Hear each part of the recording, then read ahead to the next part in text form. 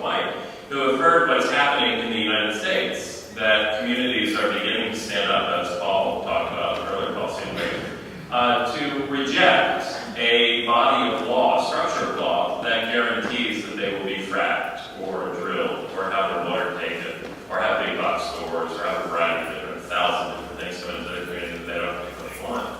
And last year we were in Nepal, of all places, where the Nepalese are writing a new constitution, and they heard what we had done in Ecuador with helping Ecuadorians write part of their new constitution, and they called us in because they want to also talk about the rights of nature and rights of ecosystems in Nepal. More recently, and on this particular trip, we came through Iowa and Colorado. In Colorado, we were in one county, Weld County in Colorado, where 18,000 permits have been issued to frack for natural gas in this one county. And not only have 18,000 permits been issued for that one county, but 1,000 are being issued every month, right?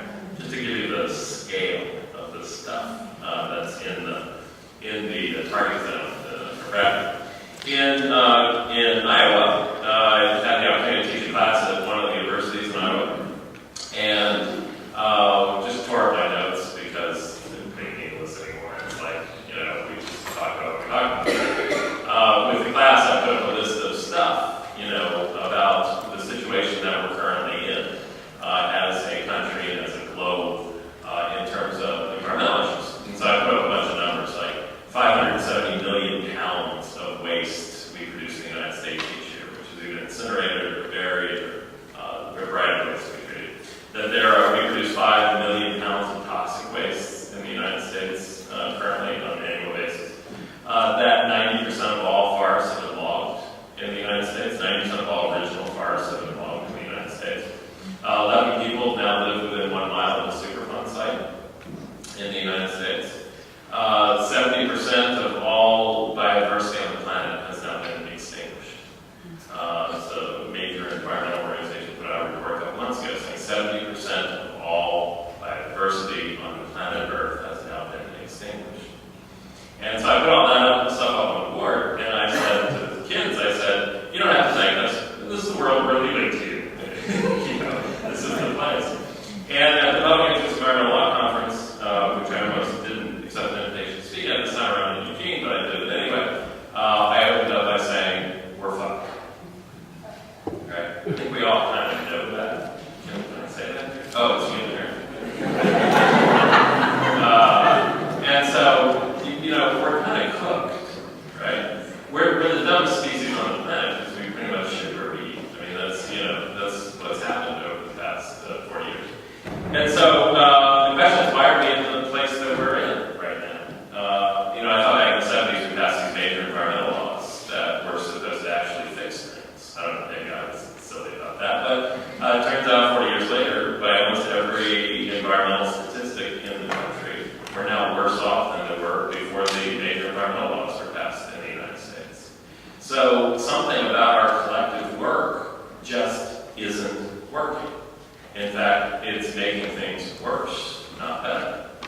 And so that's not the understanding that we had when we came out of law school. We came out of law school and our heads were filled with professors telling us that the United States has the best environmental laws in the world, best environmental laws in the world. In fact, they're so good that we export them out to other countries to replicate them in other countries. And in looking out the window, law school, wherever we were, finding a deteriorated situation in which we're on the edge of, and in fact past the edge of ecological collapse in the globe, that we said, well, the problem can't be the environmental laws, it must be the fact that there's not enough people enforcing the laws. And so coming out of law school, we set up the law firm that I now work for, which is the Community Environmental Legal Defense Fund.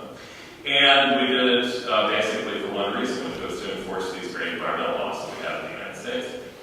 And so for a number of years, we tried. For about 6 or 7 years. We had about 300 clients. We did permit appeals. We did enforcement of the National Environmental Policy Act, enforcing environmental impact statements. We did Clean Air Act litigation. We did Clean Water Act litigation. You name it.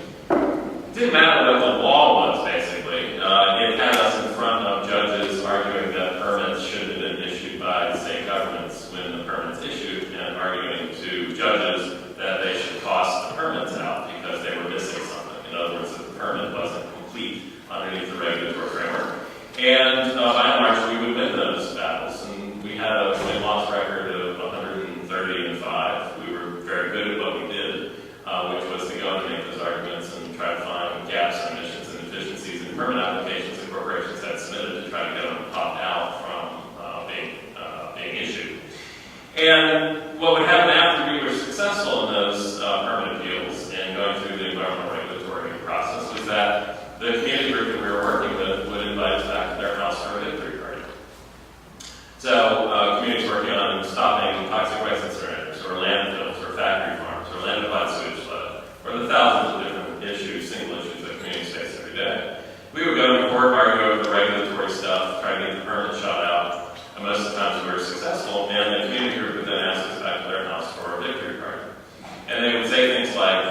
wow, the system actually works for us.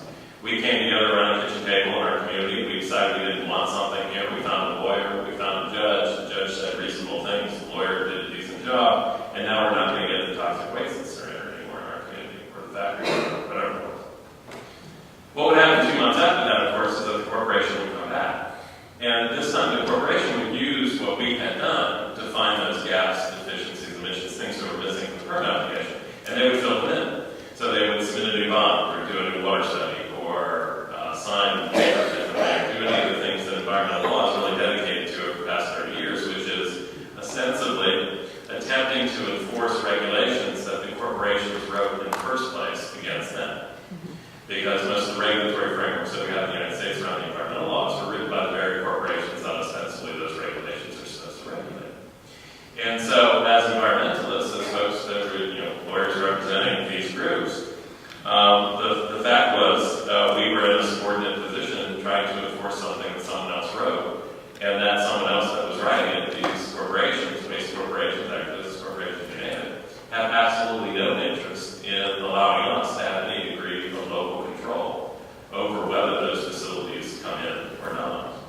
And so our life was an endless cycle, a hamster wheel of sorts, Groundhog Day for those folks who have seen the movie with Bill Murray, and we live the same day over and over again. That's the day that we lived, which was assisting community groups to battle out the permit appeal and regulatory confines. Having the corporation come back after we had identified stuff and having the lawyers actually thank us for finding the pieces in the permit application that needed to be fixed. And then coming back to the new application that was complete and met all the regulatory requirements. Then having the community group come back to us and say, Mr. Linzey, we need you to do that jujitsu again that you did the first time around to get the permit shut out. And us having to look back at people and saying, well, we're sorry, there's no leverage left anymore. We don't have anything to enforce because it's now, the application is complete. The corporation's done everything it needs to do. And so when you looked at our win loss record, which was 130, 128, and 5, whatever it was, you actually saw no resemblance between that win loss record and what was actually happening in our communities. They were getting the toxic waste incinerators and the factory farms and the sludge and everything else. We weren't stopping shit from coming in. Literally. I mean, in the case of Susan, we weren't stopping shit from coming in. It brought us to a dangerous set of conclusions after doing this for 6 or 7 years. And a lot of that was caught and marked by someone named Janet Morrison, who's a writer who writes about our colonization, the fact that we have to come to grips with the fact that we don't actually run this country. We don't run our own communities for that matter. And she said something that stuck with me all the way to today. She said, the only thing that environmental regulations regulate are environmentalists. The only thing that environmental regulations regulate are environmentalists, right? Because they make us predictable as to how we fight. The corporate boys have written the regulatory scheme. We walk into it. It's a script that's written for us. And we play by those rules because we're very obedient folks. And so we play in fora that have been established just for us to run around the wheel like a hamster until we get exhausted and our funding is gone, the lawyers leave, and everything else. So it's, to us, we were caught in that undertow. At least we thought we were costing the corporation money. When we came in, riding the white horse, and the Waste Management Corporation or one of the other companies that we were dealing with would hire their lawyers. Their lawyers cost $2,000 an hour or more. So we at least thought we were costing them money. And then I learned that the money that the corporations spend defending those permits is tax deductible. As a reasonable and necessary business expense under the law. It's actually tax deductible. So it's structural. It's a structural advantage that they have. Not only is the burden on the community group to actually do the proof, to go through the materials and prove that the permit should have been issued, but the cost burden is on communities that can't afford it. And let alone that, but structurally on the other side of the corporation can tax deduct out the money that they spend on defense. Okay, so what? Right? So the hamsters run on the wheel. The corporate boys are very happy to have those hamsters on the wheel because then people aren't actually interfering in what's taking place. And in fact, the whole regulatory system, the verb regulate actually means to regulate an ongoing use. Regulation doesn't mean stopping something or saying no to something coming into a community. The verb itself means that we're just going to tweak the operation of something coming in, but assumes that it's going to come in. That's what the verb means. We're going to regulate ongoing use, but we're going to allow use in. Why does it operate that way? Because community If Portland tomorrow wanted to pass an anti-big box store ordinance, 4 sentences, it says, we hereby ban all big box stores from the city of Portland.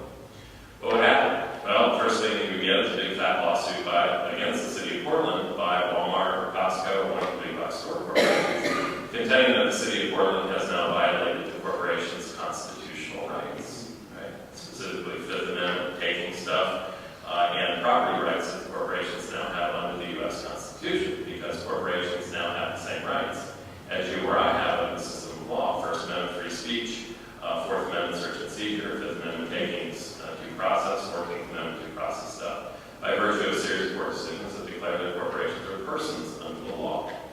And so, by virtue of their wealth, they have more rights than you, because we have constitutional rights, but the ability to animate those rights is left to those with wealth, who can actually use them. And so we're in a system of law where Walmart Corporation has more rights than 6,000 residents who live in a town where Walmart is trying to put something in. And it's that structure of law that people don't understand. Very few people understand how the system actually functions, how it actually runs. That when corporations assert those rights to overturn a law, whether it's a state or local level, that's not the exception. That's the actual default about how the system operates. And to make the story even worse, when a community violates a corporation's constitutional rights, not only can the corporation sue to overturn the ordinance or decision that's been made, but they can actually sue the municipality for damages in the form of future lost profits. So if a community interferes with a corporation's constitutional right, that a request for damages comes in and can be granted by the courts against the municipality in the form of future lost profits lost by the corporation as a result of the actions of the municipality. And by the way, that ability to ask for future lost profits to secure them is actually borrowed from history in this country that goes back to liberating African Americans from bondage. Civil War in the 13th, 14th, 15th Amendments, and the case law that developed after the Civil War in terms of newly freed slaves being able to seek damages from elections offices that were stopping them from voting. Corporations, because they're persons under the law, have now been able to crawl into those laws that were passed shortly after the Civil War. And so the shit is endless. I mean, it's complicated, it's complex. The boys count on us not being able to understand it. And because we haven't been able to understand it as 8,000 moving parts, the only time we run up against it is when we are faced with an imminent harm of our own,